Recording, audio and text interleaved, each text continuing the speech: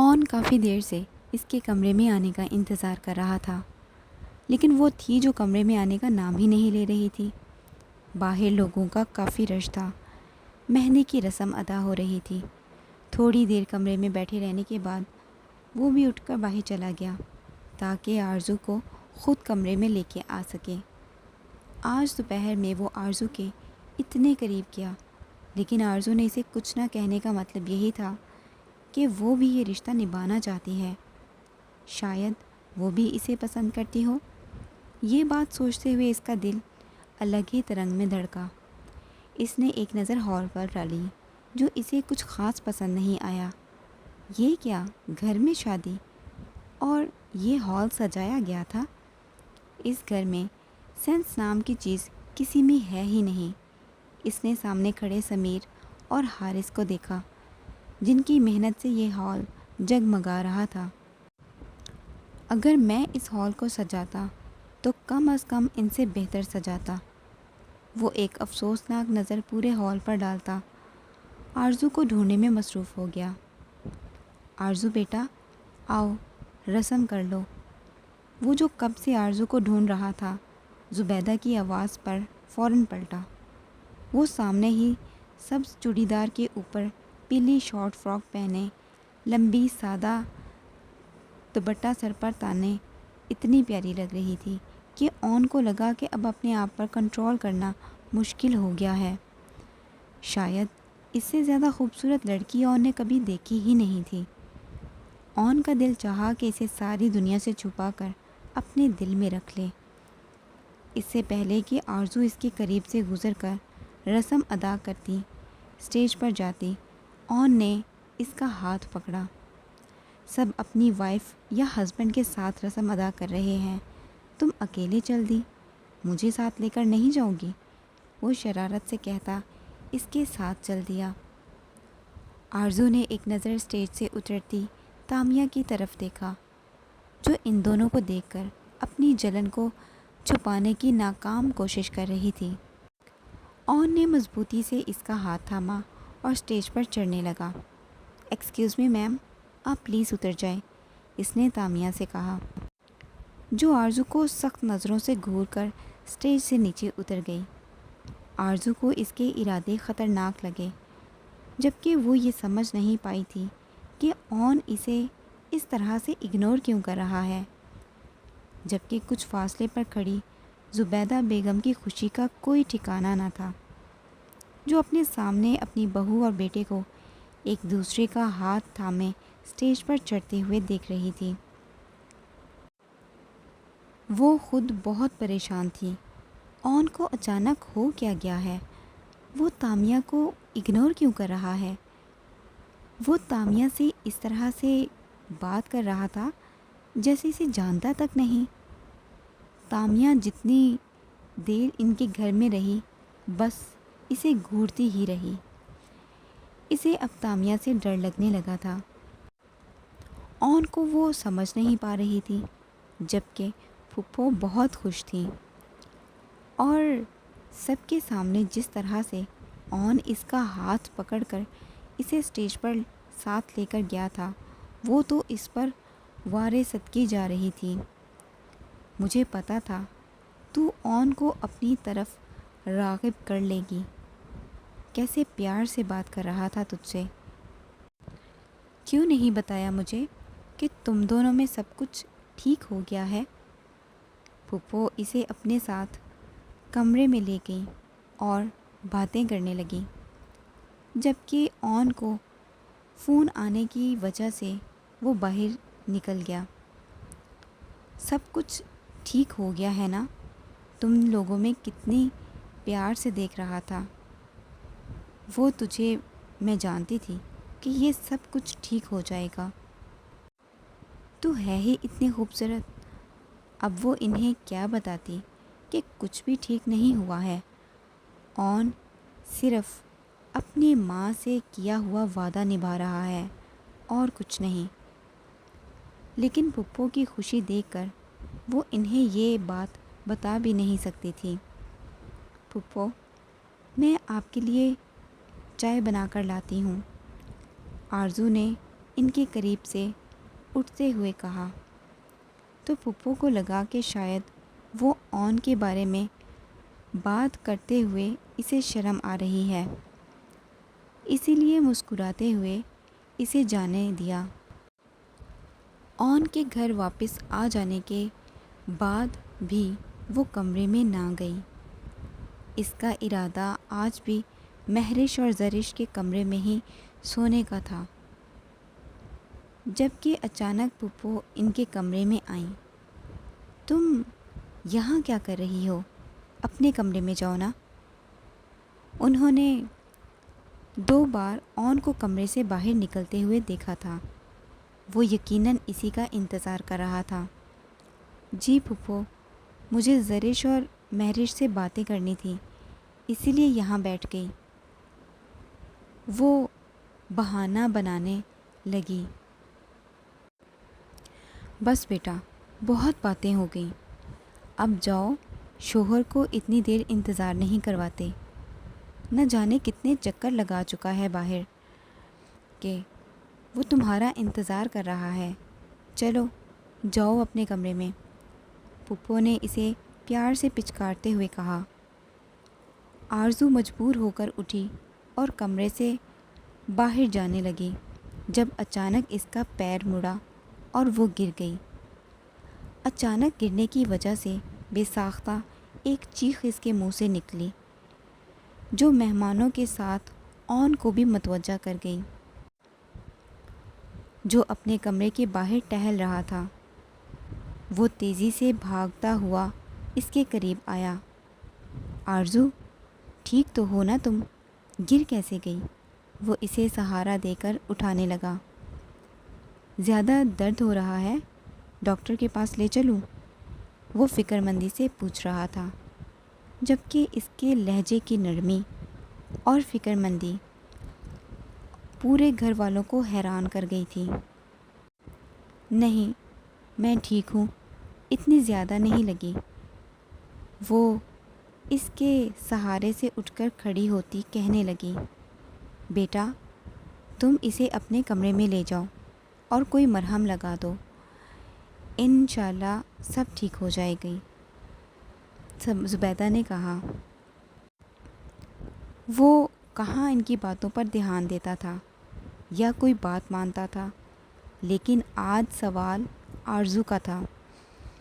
وہ اسے اٹھا کر اپنے ساتھ لے گیا، جبکہ سب کے سامنے اس طرح سے اٹھائے جانے پر آرزو نظریں تک نہ اٹھا پائی۔ وہ اسے سیدھا کمرے میں لایا۔ کمرے میں اندھیرا تھا۔ میں نے تمہارے لیے سرپرائز پلان کیا تھا، لیکن تم تو پہلے ہی اپنا پیر تروا کے بیٹھ گئی، بہت غلط بات ہے۔ میں کب سے تمہارا انتظار کر رہا تھا۔ اگلے 4 منٹ کے بعد تمہارا برتھ ڈے سٹارٹ ہو جائے گا، اور میں تمہارا برتھ ڈے بہت اسپیشل بنانا چاہتا تھا، لیکن تم نے اپنا پیر زخمی کر لیا۔ وہ اسے آرام سے بیڈ پر لٹاتا اندھیرے میں ہی کوئی مرہم ڈھونڈنے لگا۔ ایک پیر کا درد، اوپر سے اون سے قربت، اسے تو جیسے اپنا ہوش بھی نہ تھا۔ اب کچھ بولو بھی، ایسے ہی خاموش بیٹھی رہو گی؟ یہ تو بالکل نہیں چلے گا۔ مجھے باتیں کرنے والی لڑکی چاہیے، گونگی بیوی سے میرا گزارا نہیں ہوتا۔ وہ اس کے پیر پر مرہم لگاتے ہوئے کہنے لگا، اور پھر اس کے پیروں پر کمبل ڈال کر وہ اٹھ گیا۔ اس کے اچانک دروازہ بند کرنے پر آرزو کو گھبراہٹ ہونے لگی۔ وہ کیا کرنے والا تھا؟ اس کے اچانک لائٹ آن کرنے پر آرزو نے اپنی آنکھیں بند کر لیں۔ آنکھیں کھولو میری جان، کیونکہ اگر تم دیکھو گی نہیں تو تمہیں پسند نہیں آئے گا، اور اگر تمہیں پسند نہیں آیا تو میری محنت برباد ہو جائے گی، اور میری محنت برباد ہو گئی تو میرا اسپیشل سرپرائز خراب ہو جائے گا۔ پلیز اسے خراب مت کرو۔ وہ اس کے کان کے قریب بولا تھا تو اس نے فوراً اپنی آنکھیں کھولیں۔ ہیپی برتھ ڈے میری اسپیشل بیوی، اون مسکراتے ہوئے اس کے قریب بیٹھا۔ کمرہ لائٹ سے چمک رہا تھا، کہیں کہیں غبارے لگے ہوئے تھے۔ آج تک میں نے جو بھی غلطیاں کی ہیں، پلیز مجھے سب کے لیے معاف کر دو۔ جانتا ہوں میں نے تمہارے ساتھ بہت زیادتی کی ہے، بہت غلط کیا ہے، تمہارے خوابوں کی تعبیر اتنی بھیانک کی ہے کہ شاید مجھے کبھی معاف نہ کرو، لیکن پھر بھی تم سے ایک موقع مانگتا ہوں آرزو۔ میں تمہارے ہی لیے تمہارے ساتھ یہ سب کچھ کر رہا ہوں۔ میں نہیں چاہتا تھا کہ تم مجھے پسند کرو یا مجھ سے پیار کرنے لگو، لیکن میں تم سے بہت پیار کرتا ہوں۔ پلیز مجھے معاف کر دو، پلیز معاف کر دو۔ وہ اس کے دونوں ہاتھ تھامے زمین پر بیٹھا اس سے معافی مانگ رہا تھا۔ شاید یہ سب ڈرامہ تھا، شاید اس کی ماں کے سامنے یہ بات ظاہر کرنے کا کہ وہ دونوں ایک مکمل کپل ہیں، لیکن پھر بھی پھپھو کے سامنے شرمندہ نہیں ہو سکتی تھی۔ وہ چاہے یا نہ چاہے اسے اون کی محبت قبول کرنی تھی، جھوٹی ہی سہی، لیکن اس نے اپنی پھپھو کو یہ بات بتانی تھی کہ اس نے کوشش ضرور کی اس رشتے کو نبھانے کی۔ اس نے اپنا ہاتھ اس کے باندھے ہوئے ہاتھوں پر رکھا۔ مجھے آپ سے کوئی گلہ نہیں، میں آپ کو دل سے معاف کرتی ہوں۔ اور پھر وہ نازک سی لڑکی اس کے سامنے ہار گئی جب اگلے ہی لمحے اون نے اسے اپنے سینے میں بھینچ لیا۔ تھینک یو سو مچ آرزو، میں تمہارا یہ احسان مرتے دم تک نہیں بھولوں گا، اور تمہارا یہ برتھ ڈے بہت اسپیشل بناؤں گا۔ سب سے پہلے ہم کیک کاٹتے ہیں۔ وہ مسکراتے ہوئے اس کے قریب سے اٹھا اور کیک اس کے سامنے لا کر رکھا۔ چلو کاٹو۔ وہ نائف اپنے ہاتھ میں لیے اس کے ہاتھ میں پکڑا، کیک کاٹنے لگا اور ساتھ میں گنگنانے بھی لگا۔ چلو اٹھو، جلدی سے لانگ ڈرائیو پر چلتے ہیں۔ وہ کیک کا ٹکڑا اپنے ہاتھوں سے کھلاتے ہوئے کہنے لگا۔ جلدی کرو، 12 بجے سے زیادہ ٹائم ہو چکا ہے۔ وہ اسے بولنے کا موقع دیے بغیر ہاتھ پکڑ کر اٹھانے لگا۔ گھر میں کوئی نہیں پوچھے گا، اگر کسی نے پوچھا تو کہہ دینا کہ پیر میں بہت درد ہے، ڈاکٹر کے پاس جا رہے ہیں۔ میں گاڑی نکالتا ہوں، آہستہ آہستہ آنا، درد نہ ہو پیر میں۔ وہ کہتے ہوئے باہر نکل گیا، جبکہ آرزو آہستہ آہستہ اس کے پیچھے چلنے لگی۔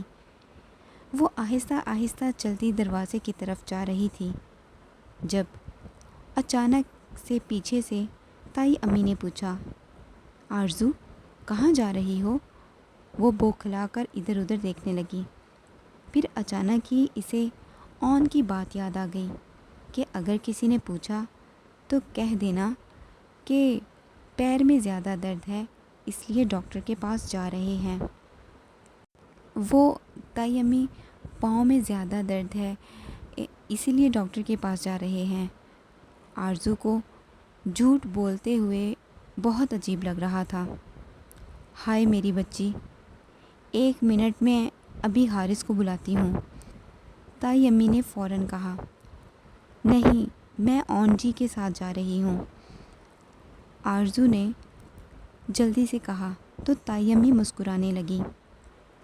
ماشاء اللہ بیٹا، ضرور جاؤ، بہت خوشی ہوئی تم دونوں کو ایک ساتھ ہنسی خوشی دیکھ کر، اللہ تم دونوں کو خوش رکھے۔ وہ انہیں دعا دیتی کمرے کی طرف جانے لگی، جبکہ اون اسے تائی امی کے پاس کھڑا دیکھ چکا تھا۔ خبر پہنچ گئی، اب پورے گھر میں پھیل جائیں گی۔ وہ اس کا ہاتھ پکڑتے ہوئے بولا، تائی امی تو پوری نیوز کاسٹر ہیں۔ اون نے کہا تو آرزو کو اچھا نہ لگا۔ ایسی بات نہیں ہے، تائی امی تو بہت اچھی ہیں۔ آرزو منمنائی، ہاں ہاں سب اچھے ہیں، بس تمہارا شوہر ہی اچھا نہیں ہے، جس کے پاس آتے ہوئے 1000 بار سوچتی ہو۔ لیکن میرا نام بھی اون سوچ سمجھ کر رکھا گیا تھا۔ وہ مسکراتے ہوئے گاڑی کا دروازہ کھول کر اسے بٹھانے لگا۔ وہ اسے ہاسپٹل تو ہرگز نہیں لے کر گیا تھا۔ سب سے پہلے وہ اسے آئس کریم پارلر لے کر گیا تھا۔ تمہارا فیورٹ فلیور کون سا ہے؟ چھوڑو، جو بھی ہو، آج سے تم میرا فیورٹ کھاؤ گی، وہ کہہ کر پارلر کے اندر چلا گیا۔ آرزو کو کہاں عادت تھی اپنی پسند کی کوئی چیز کھانے یا فرمائش کرنے کی۔ وہ خاموشی سے وہیں بیٹھ گئی۔ تقریباً 5 منٹ کے بعد اون اس کے لیے آئس کریم لے کر آیا۔ یہ لیں جانے من، آپ کی خدمت میں حاضر ہے آپ کے شوہر کا فیورٹ آئس کریم فلیور۔ وہ ایک ادا سے کہتا آئس کریم اس کے سامنے پیش کرنے لگا۔ تھینک یو اون جی، وہ اتنا ہی کہہ سکی۔ ہائے میں صدقے، اون جی، لڑکی یہ انداز کہاں سے سیکھا ہے؟ سامنے والے کو قتل کرنے کا؟ وہ شرارتی انداز میں کہتا پوچھنے لگا۔ آرزو کنفیوز سی بیٹھی، اس کے کسی سوال کا ٹھیک سے جواب نہیں دے پا رہی تھی۔ آئس کریم کھلانے کے بعد وہ اسے اپنے ساتھ لانگ ڈرائیو پر لے گیا۔ سارے راستے گاڑی میں رومانٹک سانگ بجتے رہے۔ تمہیں پتہ ہے، آج سے پہلے مجھے رومانٹک سانگ سے چڑ تھی، لیکن آج لگ رہا ہے جیسے سب کے سب میرے دل کا حال بیان کر رہے ہیں۔ تم نے مجھے بدل کر رکھ دیا ہے آرزو۔ تھینک یو سو مچ میری زندگی میں آنے کے لیے، میں تمہیں بہت خوش رکھوں گا۔ اون نے اس کا ہاتھ تھام کر چومتے ہوئے کہا، جبکہ اس کی اس حرکت پر آرزو کا ننھا سا دل کانپ کر رہ گیا۔ تم اتنا گھبرا کیوں رہی ہو آرزو؟ تمہارا ہاتھ اتنا ٹھنڈا کیوں ہو رہا ہے؟ وہ اس کا ہاتھ اپنے ہاتھ میں لیے پوچھ رہا تھا۔ نہیں تو، ہاتھ ٹھنڈا پتہ نہیں، وہ ہر بات کا ادھورا سا جواب دے رہی تھی۔ جب اون بے ساختہ مسکرایا، اوہ تو میری بیوی مجھ سے ہی گھبرا رہی ہے۔ ڈارلنگ، میں کوئی غیر تو نہیں، تمہارا شوہر ہوں، وہ اس کی گھبراہٹ کو انجوائے کرتے ہوئے بولا۔ جبکہ آرزو بس اسے دیکھ کر رہ گئی۔ کیا سب کچھ ڈرامہ تھا؟ کیا وہ صرف اپنا مطلب پورا کرنے کے لیے اسے دھوکہ دے رہا تھا؟ وہ جو اس کے ساتھ خود کو محفوظ محسوس کر رہی تھی، وہ تو اس کا مخالف تھا، اس کا شوہر تھا۔ بے شک وہ اس کی محبت نہ سہی، لیکن بیوی تو ہے۔ یہ بھی تو ہو سکتا ہے کہ وہ اس ہال میں اس سے اپنا بنانے میں کامیاب ہو جائے۔ آخر پھپھو نے اسی طرح تو اس کی زندگی داؤ پر نہ لگائی ہوگی نا۔